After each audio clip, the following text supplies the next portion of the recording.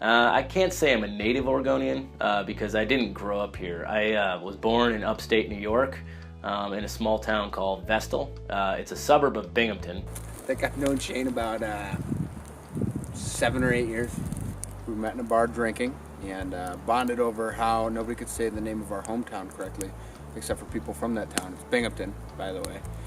And everyone calls it Binghamton. And yeah, we drank to that and been friends ever since. I moved from Vestal, New York, and I went to high school in San Jose, California, where I marched with the Oak Grove Band and Color Guard. I also marched with the world champion Drum and Bugle Corps, Santa Clara Band. I went to college in Southern Oregon. I've known Shane for about 17, 18 years. Met Shane at SOU in the dorms. I graduated there with a BA in criminology. After I graduated in 2000, I moved to Portland area. I lived in Beaverton first. I've lived at Ripplebrook, Oregon. I lived in Government Camp. I've pretty much lived all over Portland. I've lived in Southwest, North Portland, Southeast. I guess I first started working in Oregon when I was 19. I worked for a program called the Rogue River Resource Team. We were based out of Applegate Lake on the Ashland Ranger District. I worked with an AmeriCorps program. I got an internship working with at-risk youth. And then I worked at a youth shelter. In the summer times, I fought fire with the U.S. Forest Service, and I got a job at this place called the Christie School. I've known Shane for 15 years. I know Shane from working at the Christie School. The Christie School was a residential treatment center for kids that are severely emotionally disturbed. The last 10 years, I've been working in the service industry. I've known Shane for probably about 9 years. We worked together in a crazy restaurant. One of the things I love doing here in Oregon is snowboarding. We have some good mountains. I love backpacking. I love hiking. I recently completed a 450-mile hike on the Oregon Pacific Crest Trail. That was a lot of fun. I have so many stories about Oregon, it's not even funny. To try to pick one is really, really hard. Yeah, short story. Last Labor Day, Shane and I went hiking in the Mount Hood Wilderness. Rained the entire time. Rained like 20 minutes in. It's a 2-day hike. 20 minutes in, completely soaking wet. Only one pair of shoes. Socks were wet. Stuff inside the bag's wet. And he's like, "Oh, you're gonna be fine. You're gonna be fine." And we were walking along this narrow.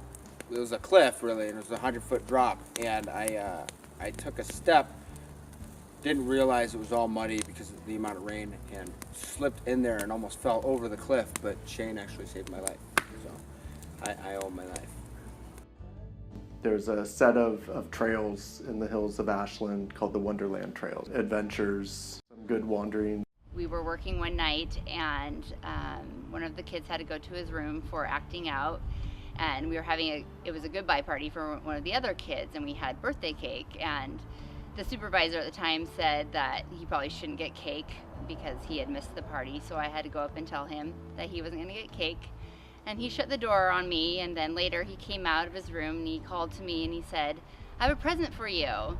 And I said, "Okay, thanks." And so I opened up the present, and inside of it was poop wrapped up in his homework. I started in 1988, so like 26, 27 years. I think I'm on my 27th year. I started in January of '88. It was an integrated medium. I started as an instructor and managed a grant to teach community television.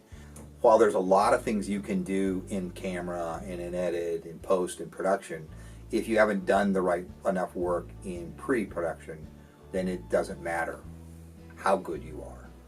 The best exposure in the world, if it isn't connected to a good story, isn't going to work. It's really tough to make a living as a filmmaker. The obstacles are really pretty much things you place in your way, because there's nothing stopping us. It's wide open. It's the Wild West. So am I a native Oregonian? No, but I lived most of my life here, and I feel I belong here. My name is Jeffrey Winters. A ferret is a weasel. I dropped the poop, obviously. In the environment that we work in, you have to be a survivalist. When you get done with that chance, could you stuff that curly cord back into the boom?